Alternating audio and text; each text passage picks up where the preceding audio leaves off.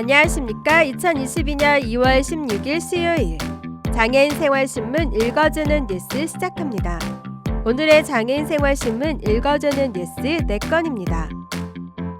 하나, 한국시각연합회 점역교정사 보행지도사 시험 실시. 점역교정사 4월 16일, 11월 12일, 보행지도사 필기 5월, 실기 10월.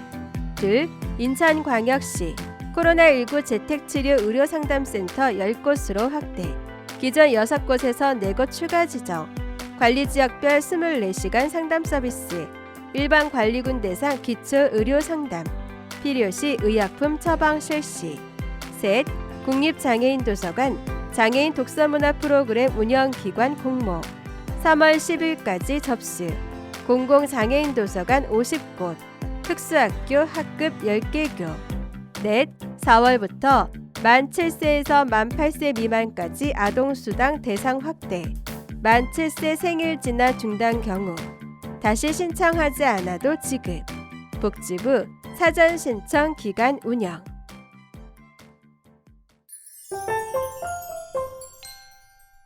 첫 번째 소식입니다. 한국시각장애인연합회에서는 2022년도 점역교정사 시험을 실시합니다. 점역교정사 시험은 4월 16일과 11월 10일 광운 전자공고, 서울시 노원구 광운로 1길 24에서 실시될 예정이고, 보행지도사 필기는 5월 광운 전자공고, 실기는 10월 여의도 이룸센터에서 실시할 예정입니다. 사정에 따라 시험일 또는 시험 장소가 변동될 수 있습니다. 점역교정사는 시각장애인이 촉각을 이용해 도서를 읽을 수 있도록 일반 도서를 점자로 번역 교정해 점자도서, 점자인쇄물, 전자점자 파일을 제작하는 직무를 하는 사람을 말하는 것으로, 점역교정사 자격제도는 2002년 보건복지부로부터 공인을 받아 한국시각장애인연합회에서 국가공인 민간 자격으로 시행해 오고 있으며, 해마다 100여 명의 점역교정사를 배출해 오고 있습니다. 점역교정사 시험 과목은 하나, 국어, 둘, 영어, 셋, 수학, 과학, 컴퓨터, 넷, 음악, 다섯, 일본어, 총 5과목을 진행할 예정입니다. 점역교정사 응시 자격은 3급, 국어의 경우 응시 제한이 없으며 2급, 영어, 그리고 수학, 과학, 컴퓨터, 음악, 일본어의 경우 3급 자격을 취득한 자에 한해 응시가 가능합니다. 자세한 내용은 게시된 공고를 통해 확인할 수 있습니다.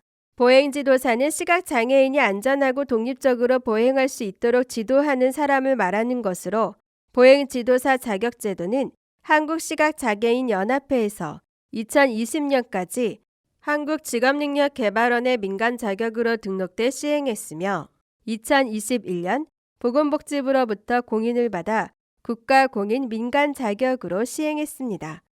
보행지도사 시험 과목은 필기시험의 보행이론, 보행지도법, 시각장애 이해 총 3과목, 실기시험에는 보행기초기술, 지팡이 보행기술, 실외 보행기술 총 3과목으로 이루어져 있습니다. 보행지도사 응시 자격은 필기시험의 경우 만 19세 이상 시험 공고일 현재인 자이며, 실기시험의 경우 필기시험에 합격한 자입니다. 자세한 내용은 게시된 공고를 통해 확인할 수 있습니다. 자세한 문의는 점역교정사 전화 02-799-1054번 02-799-1054번 보행지도사 전화 02-799-1053번 02-799-1053번 각각 전화로 하시면 됩니다. 다음 소식입니다. 인천시는 2월 16일부터 코로나19 재택치료 의료상담지원센터를 기존 6곳에서 10곳으로 확대 운영할 계획이라고 밝혔습니다.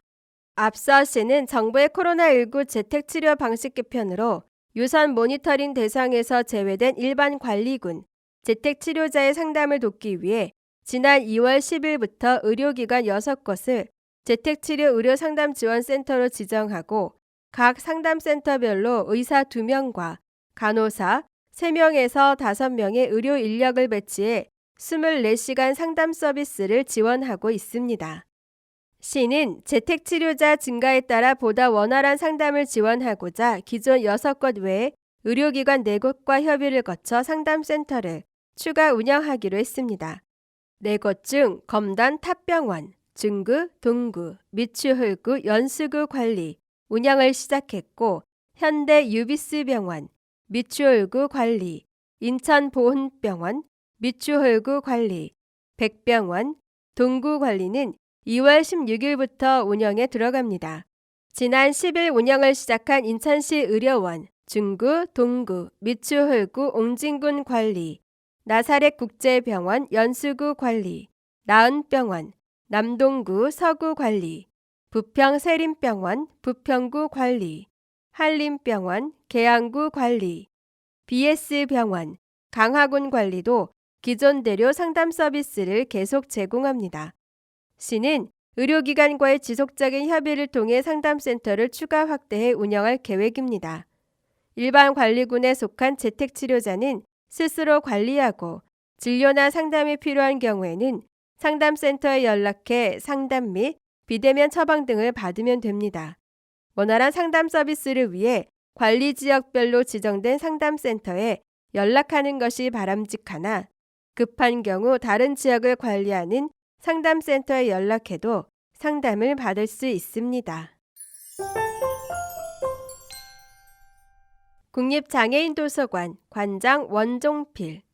국립장애인도서관은 2월 15일부터 3월 10일까지 전국 공공 장애인도서관 및 서울 소재 특수학교, 학급을 대상으로 2022년 장애인 독서문화 프로그램 지원사업 운영기관을 공모합니다. 이번 사업은 지역 도서관 및 학교를 기반으로 장애 유형별, 시각, 청각, 발달, 지체장애, 독서활동 지원을 통해 정보 취약계층인 장애인에게 다양한 문화 향유 기회를 제공하고자 마련됐습니다. 공모를 통해 총 60개 운영기관, 공공, 장애인 도서관 50개, 관, 특수학교, 학급 10개교를 선정하게 되며 선정된 기관에는 도서 구입비, 강사료, 문화체험 활동비 등 프로그램 운영 사업비가 지원됩니다. 2014년부터 시작된 본 사업을 통해 전국 255개 도서관에서 2,600여 회의 프로그램이 운영됐으며 2만 6천여 명의 장애인이 참여한 바 있습니다. 올해부터는 도서관과 더불어 특수학교, 학급으로 지원 대상을 확대하여 공모를 진행합니다. 국립장애인도서관 관계자는 코로나19로 외부 활동에 많은 제약을 겪은 장애인들이 양질의 독서문화 활동을 통해 책과 더욱 친밀해지고 사회와도 소통하는 기회를 갖길 바란다고 밝혔습니다. 운영기관 선정 결과는 3월 31일 국립장애인도서관 누리집을 통해 발표되며 공모에 대한 자세한 내용은 국립장애인도서관 누리집에서 확인할 수 있습니다. 다음 소식입니다. 오늘 4월부터 기존 만 7세에서 만 8세로 아동수당 수급 연령이 확대됩니다. 보건복지부 장관 권덕철. 보건복지부는 오늘 4월부터 아동수당 지급 연령을 현행 만 7세 미만에서 만 8세 미만까지 확대 시행할 계획이며 이에 따라 사전 신청 및 자료 정비 기간 2022년 2월 9일부터 3월 31일 운영한다고 밝혔습니다.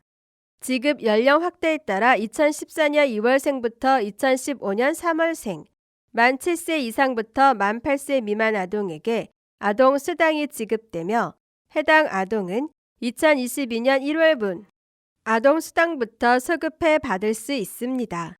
기존의 아동 수당을 받다가 만 7세 생일이 도래해 아동 수당 지급이 중단됐던 아동은 개정 아동수당법상 신청한 것으로 간주되기 때문에 다시 신청하지 않아도 아동 수당이 지급됩니다. 다만 보호자나 지급계좌 등이 신청 당시와 달라진 경우 자료 정비 기간 2022년 2월 9일부터 3월 30일에 해당 아동의 주민등록상 주소지 관할 읍면동 주민센터 담당자에게 연락해 지급계좌 등 정보를 수정해야 합니다. 이전에 아동수당을 받다가 중단된 아동의 보호자에게는 보건복지부와 각 지방자치단체에서 2월 8일 이후 문자메시지와 우편 안내문을 발송할 예정입니다. 아동수당을 신청한 적이 없다면 사전 신청 기간 2022년 2월 9일부터 3월 31일 내에 직접 신청해야 아동수당을 받을 수 있습니다. 동기간 이후에도 상시 신청은 가능하나 동기간 이후에 신청할 시 2022년 1월분부터 소급 지급은 되지 않습니다. 특히 2014년 2월부터 4월생은 사전 신청 기간 내 신청하지 않으면 만 8세 이상이 돼 수급 자격이 없어지므로 기간 내 반드시 신청해야 합니다. 아동의 주민등록상 주소지 읍면동 주민센터에 방문해 신청하거나 복지로 누리집을 통해 신청할 수 있습니다. 지금까지 장애인 생활신문 읽어주는 뉴스를 애청해 주셔서 감사합니다. 장애인 생활신문 읽어주는 뉴스 다음 시간에 찾아뵙도록 하겠습니다.